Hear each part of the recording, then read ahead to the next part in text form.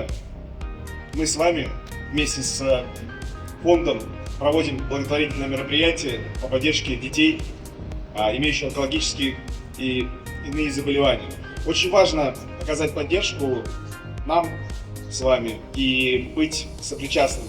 Шла не с пустыми руками. Это все, что я могу, помимо того, что сказать вам огромное спасибо, вот прям спасибо, потому что я знаю, как это важно, как это нужно.